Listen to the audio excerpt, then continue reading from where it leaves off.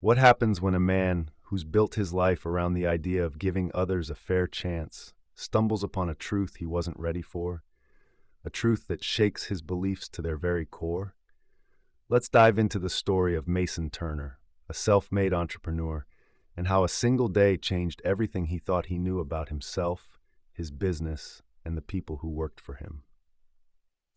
Mason Turner wasn't just any businessman. He was the founder of Bright Horizons Market, a small chain of grocery stores that had grown into a well-known name across his state. Mason built the company with one guiding principle: treat people right, and the rest will follow. He prided himself on being the kind of leader who understood his employees. After all, he'd been one of them once, a young man stocking shelves at a store, dreaming of better days. By the time Mason turned 42, Bright Horizons had expanded to over 30 stores. Mason wasn't just successful, he was admired. In interviews, he often said, "A business isn't about profits, it's about people." He believed it with all his heart, or so he thought. One morning, Mason sat in his sleek corner office, flipping through employee feedback surveys. Most comments were positive, but one caught his attention. "I work 2 jobs and still can't make ends meet. I love my team, but I wish we were valued more." Mason paused. He couldn't shake the unease. How could this be happening? He ensured his stores paid above the minimum wage, or so he believed. That night, as he lay in bed, the thought gnawed at him. Were his employees struggling under his nose? Mason decided there was only one way to find out. He'd go undercover. He'd step into his stores as an ordinary worker to see the truth for himself. With the help of a trusted friend, Mason transformed into Mark Evans, a middle-aged man looking for a part-time job. A plain polo shirt replaced his usual tailored suits, and he wore a faded cap to complete the look. He walked into one of his smaller stores, located in a working-class neighborhood, and applied for a position as a stock clerk. The manager, a kind but exhausted man named Eric Dawson, hired him on the spot. "We're short-staffed," Eric admitted with a sigh. "If you can start tomorrow, that'd be great." Mason nodded, his heart heavy with anticipation. Tomorrow, he'd step into a world he hadn't been a part of in years. On his first day, Mason realized how hard his employees worked. From the moment he clocked in, it was non-stop, unloading heavy boxes, stocking shelves, helping customers find products, cleaning spills. The work was physically demanding, but that wasn't what shocked him. It was the conversations he overheard during lunch breaks. "Man, my rent went up again," said Greg, a young cashier. "I'm thinking of getting a third roommate." "You're lucky you have a place," replied Tony, a middle-aged janitor. "I'm sleeping in my car until I save enough for a deposit. It's tough, but I don't want my kids to know." Mason sat silently, his sandwich untouched. He felt a lump in his throat as he listened to their struggles. These were the people who kept his stores running, and they were barely getting by. He thought about the salaries he approved from his office. They had seemed fair on paper, but in reality, they weren't enough. That night, Mason sat in his small motel room, overwhelmed by guilt. He realized that being above average wasn't the same as being enough. He had failed them.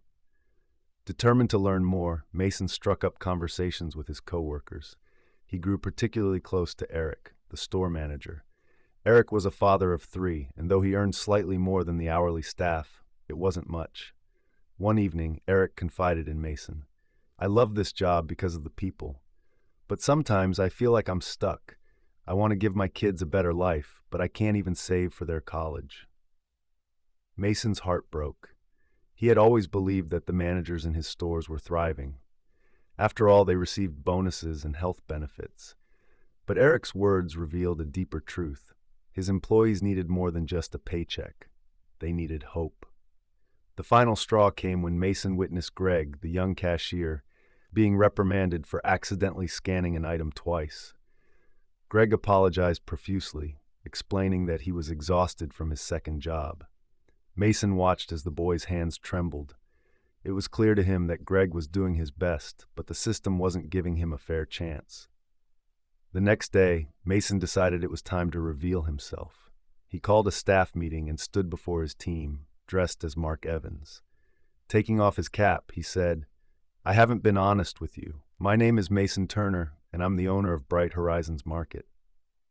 The room fell silent. Shock and confusion filled the air. I came here to see what it's really like to work in my stores, Mason continued, his voice heavy with emotion. And what I've learned is that I've failed you. You deserve better, not just as employees, but as people. Mason didn't stop at words. He implemented sweeping changes across all his stores. Starting wages were increased, and employees received additional benefits, including childcare support and scholarships for their families. He also set up an emergency fund for those facing financial hardships. But Mason didn't stop there. He created a program called Bright Futures, offering free training for employees who to advance their careers, whether within the company or elsewhere. Eric became the first graduate of the program, earning a promotion to regional manager. Greg went back to school with the help of a scholarship, and Tony finally moved into a small apartment, where he proudly hung pictures of his kids on the walls. Mason learned that being a leader isn't just about building a successful business, it's about building people. He realized that true success isn't measured in dollars, but in the lives you touch and the hope you inspire. As he walked through his stores, no longer undercover but fully present, Mason felt something he hadn't felt in years: purpose. He knew he couldn't change the world, but he could start with his corner of it. And that was enough. Sometimes it takes stepping into someone else's shoes to truly see the world through their eyes. Mason Turner's story reminds us that leadership is about compassion, and the greatest wealth we can share is the gift of dignity and hope. That's the story, friends. I hope you enjoyed it. It was a pleasure sharing it with you all. Don't forget to comment below and let me know where you're watching from. It's always fun to see the global reach of these stories. And if you haven't already, please hit that subscribe button for more amazing stories, tips, and tricks. Thank you for watching, and I'll see you in the next one. Bye. If you'd like to show some extra love, tap the 3 dots near the share button and send a super thanks.